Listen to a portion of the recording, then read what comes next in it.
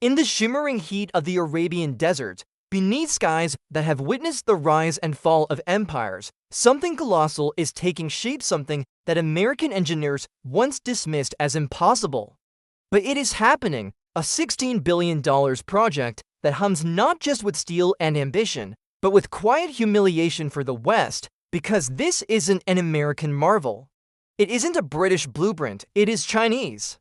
And it is rewriting the balance of power in the world's most ancient cradle of wealth, the Kingdom of Saudi Arabia. They called it the Line, the Red Sea Project, and a dozen other names whispered through corridors of power.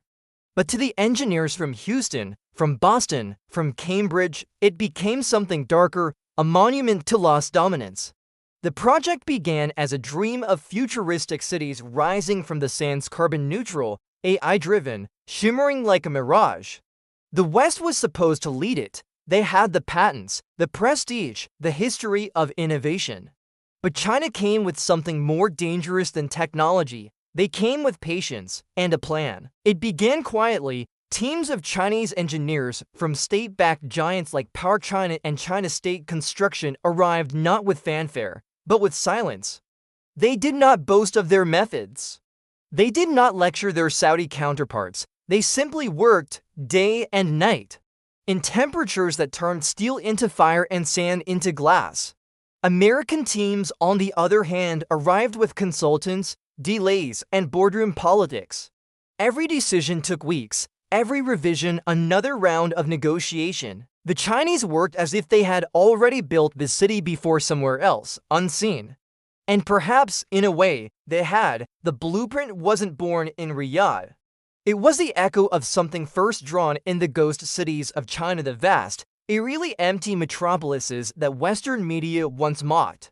But those empty cities were prototypes, not failures. They were tests.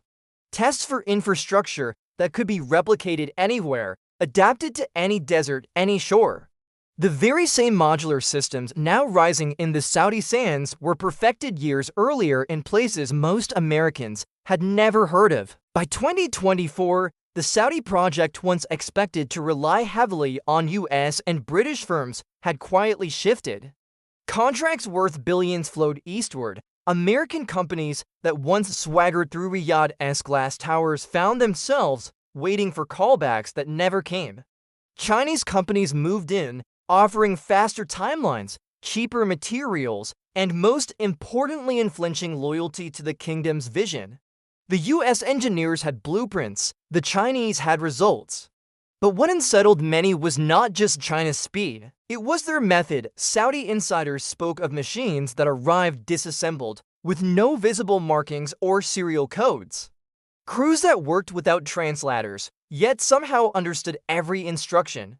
Drones that mapped the terrain at night, their lights dimmed, transmitting data to servers no one could identify.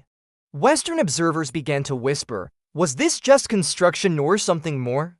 Behind the corporate headlines, intelligence analysts began to take interest. They noted how Chinese engineers positioned themselves near strategic corridors close to new ports, near data centers, even along the planned routes of high-speed transit lines connecting to the Red Sea. What looked like a city project began to resemble a network, a silent architecture of influence spreading beneath the sand.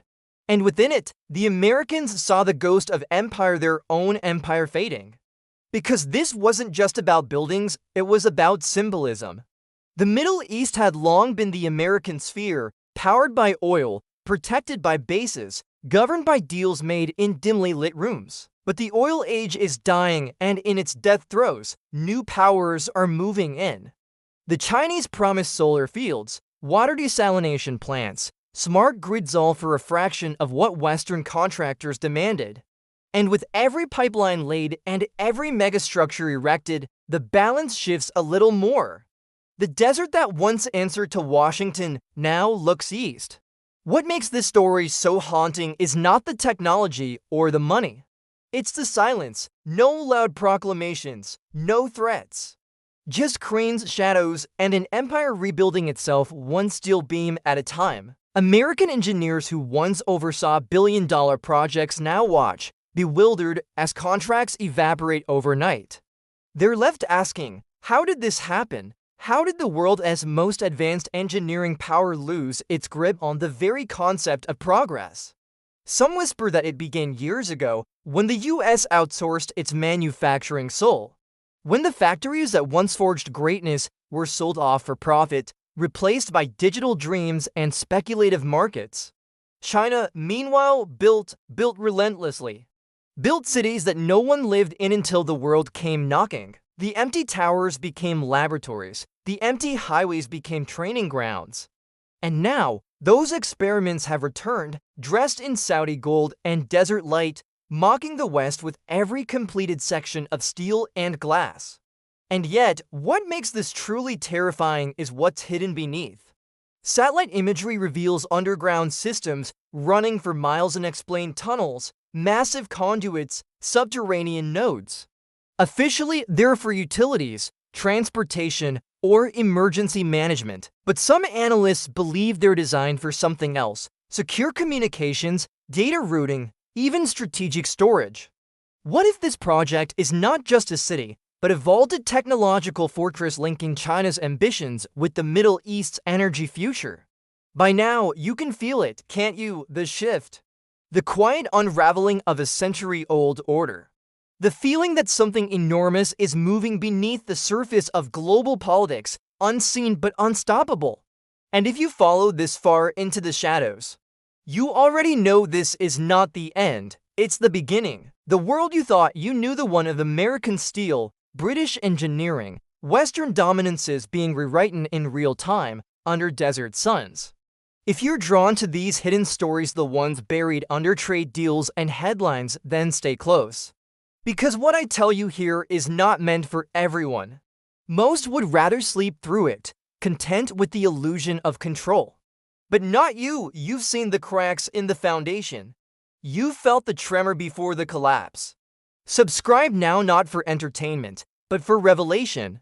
Each story that follows will drag another secret into the light, another piece of forbidden truth that was never meant to surface. As the project nears completion, the symbolism becomes impossible to ignore. A nation that once depended entirely on Western oil technology now builds a self-contained world with Eastern tools. The line stretches endlessly, cutting through the desert like a scar or perhaps a wound that never healed. For the Americans who still work on the fringes of the site, it's a haunting sight: cranes that operate with eerie precision, AI systems that seem to learn faster than human engineers can adapt, and blueprints that adjust themselves overnight, guided by algorithms fed with unknown data. It's as if the project has taken on a life of its own. Reports circulate of engineers being locked out of digital systems they helped design, access codes changing without notice, contracts sealed with signatures they never remember giving. It feels less like a construction site and more like an organism, a vast, sentient network growing in the desert, feeding on ambition and secrecy.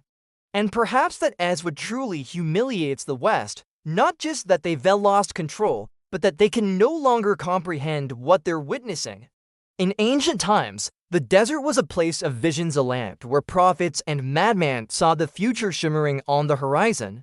Today, that vision is of steel and glass, built not by faith but by algorithm, funded not by oil but by data. And the ones who saw it first were not American dreamers or British industrialists.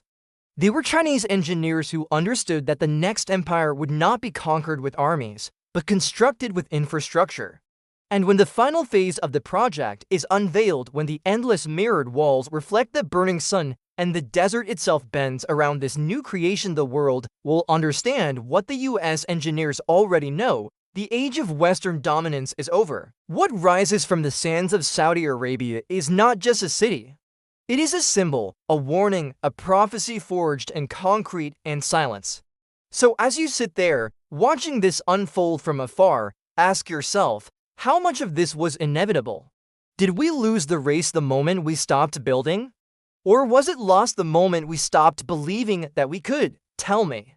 When you look at the horizon and see the reflection of a city that shouldn't exist, one built by hands you were told could never surpass yours, what do you feel? Pride, fear, or something else entirely? Comment below. Tell me what you see in the mirror of the desert. Because in that reflection, the future is staring right back at us and it's not blinking.